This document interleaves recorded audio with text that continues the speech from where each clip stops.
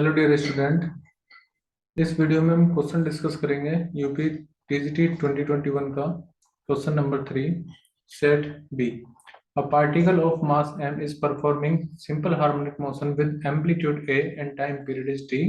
What is the ratio of potential energy to kinetic energy? Kinetic energy और potential energy का ratio निकालना है जब टाइम की वैल्यू t/8 हो गया after it cross the mean position. तो मान के चलते हैं कि पेंडुलम हमारा यहाँ पर ये मीन पोजीशन है और ये इससे जब क्रॉस हो रहा है तो after crossing after time of t/8 उसकी पोटेंशियल और जो काइनेटिक एनर्जी है उनका रेशियो कितना होगा, ये हमें डिटरमाइन करना है, ये हमें फाइंड करना है। तो देखो, क्वेश्चन को सोल्व करने से पहले मैं आपको कंसेप्ट बता देता हूँ। कंसेप्ट हम यहाँ पर कौन सा अप्लाई करेंगे। आपको सबसे पहले तो पोटेंशियल एनर्जी का फॉर्मूला पता होना चाहिए। अच्छा, यहाँ पर हम पेंडुलम ना लेकर के ना स्प्रिंग के केस से समझेंगे, वो आसान होगा क्योंकि उसमें फॉर्मूला हमें पता है, हाफ के एक्स स्क्वायर होता है। पेंडुलम भी कर सकते थे क्योंकि सिंपल हार्मोनिक मोशन है, लेकिन इसके लिए मैं आपको समझाऊंगा स्प्रिंग का केस लेकर के। मान लीजिए स्प्रिंग में सिंपल हार्मोनिक मोशन होता है और ये मान लीजिए मेन पोजीशन है और ये डिस्प्लेसमेंट। तो पोटेंशियल एनर्जी का फॉर्मूला कितना होता है, हाफ के एक्स का स्क्वायर। और जो काइनेटिक एनर्जी होती है, यहाँ पर एक्स होता है displacement from the main position. जो काइनेटिक एनर्जी है उसका फॉर्मूला होता है हाफ के एम्पलीट्यूड का स्क्वायर माइनस एक्स का स्क्वायर, क्योंकि काइनेटिक एनर्जी हो जाएगी total energy minus potential energy. तो काइनेटिक एनर्जी का फॉर्मूला आ जाएगा हाफ के ए का स्क्वायर माइनस एक्स का स्क्वायर। एक्स डिस्प्लेसमेंट है from the main position, A amplitude है और के यहाँ पर स्प्रिंग कांस्टेंट है। हमें दोनों का रेशियो निकालना है। तो पहले हम ये देख लेते हैं कि जब टाइम की value when t is equal to t/8 तो x की वैल्यू कितनी होगी वो फाइंड अगर हम कर पाए तो हमें पोटेंशियल एनर्जी काइनेटिक एनर्जी मिल जाएगी। तो देखो, हमारे पास यहाँ पर जो इक्वेशन हम यूज करेंगे that will be equal to x equal to a sine omega t। x यहाँ पर डिस्प्लेसमेंट है, a एम्पलीट्यूड है, ओमेगा फ्रीक्वेंसी है। अच्छा, बहुत सी बार a cos ओमेगा t भी ले सकते थे, लेकिन यहाँ पर मैं साइन ओमेगा t इसलिए ले रहा हूँ क्योंकि जब टाइम की वैल्यू जीरो है तो उन्होंने कहा है कि वो मीन पोजिशन से शुरू करिए, यानी कि स्टार्टिंग पॉइंट जो है उसका वो x इक्वल टू जीरो है। तो t की वैल्यू जीरो तो x की वैल्यू भी जीरो हो जाएगी। That's why I have chosen a equal to sine omega, मतलब x equal to a sine omega t। cos का नहीं लिया मैंने फंक्शन। cos का मैं तब लेता जब वो t इक्वल टू जीरो पर एक्सट्रीम पॉइंट पर होती। तो ये तो मीन पोजिशन पे शुरुआत में। अब देखिए x निकालते हैं, तो x equal to a sine, आपको omega equal to 2 pi upon t पता होगा, ये फॉर्मूला मैं यूज कर रहा हूँ। ओमेगा को लिख रहा हूँ 2 pi upon capital T time period, और स्मॉल टी हमें गिवन है जब when T is equal to t/8, ये स्मॉल टी है।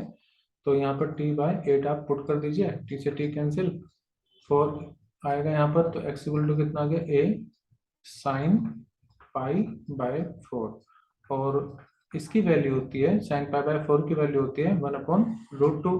तो यहाँ पर कितना आ जाएगा, a/√2, यानी कि हमारा जो डिस्प्लेसमेंट है स्प्रिंग का that will B from the main portion a/√2।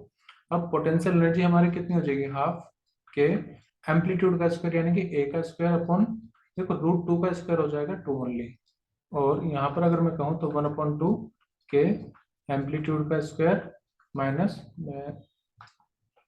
Minus x का स्क्वायर। तो फिर से a अपॉन, तो a का स्क्वायर और √2 का स्क्वायर मतलब 2। ठीक है, तो काइनेटिक एनर्जी हमारी कितनी आ जाएगी, हाफ के, अब a square minus a square by 2 कितना बचेगा, 1/2 a का स्क्वायर।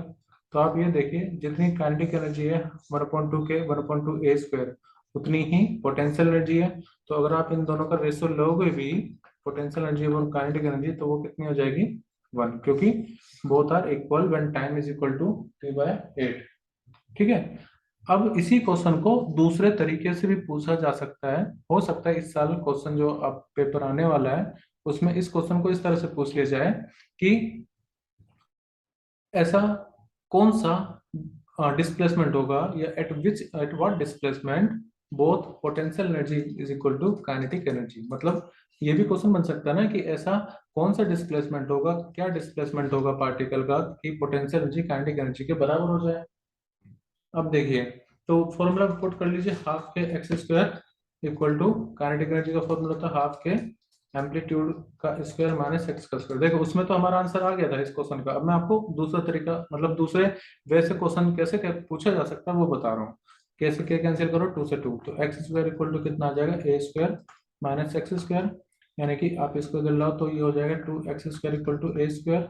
तो x की वैल्यू कितनी आ जाएगी, ए वाई में √2 प्लस माइनस। ठीक है, कि दो बार इसलिए आ रहा है, एक तरफ प्लस होगा एक तरफ माइनस। यानी कि अगर पार्टिकल अपनी मीन पोजीशन से, ये मान लो मीन पोजीशन है, a/√2 इधर हो या a/√2 इधर है, तब काइनेटिक एनर्जी और पोटेंशियल एनर्जी दोनों बराबर हो जाएंगी। यानी एक कंप्लीट ऑसिलेशन में दो बार ऐसे चांस होंगे जब काइनेटिक एनर्जी पोटेंशियल एनर्जी के बराबर हो जाए। और देखो ये x इक्वल टू कितना आ गया, a/√2।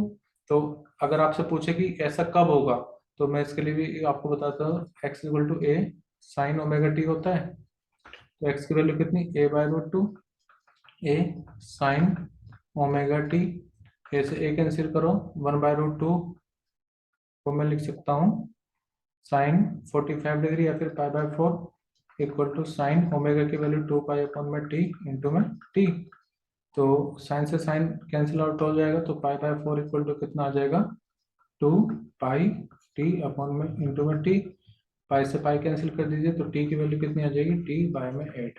यानी कि दूसरे तरीके से क्वेश्चन ऐसे पूछा जा सकता था कि किस डिस्प्लेसमेंट पर पोटेंशियल और काइनेटिक एनर्जी बराबर हो जाएगी, या ऐसे भी पूछा जा सकता है कि किस टाइम पर पोटेंशियल एनर्जी और काइनेटिक एनर्जी इक्वल हो जाएगी। ठीक है, यहाँ पर पूछा गया था, यहाँ पर हमें टाइम दे रखा था और पूछा था कि काइनेटिक एनर्जी और पोटेंशियल एनर्जी का रेशियो कितना होगा, तो ये आंसर आ जाएगा।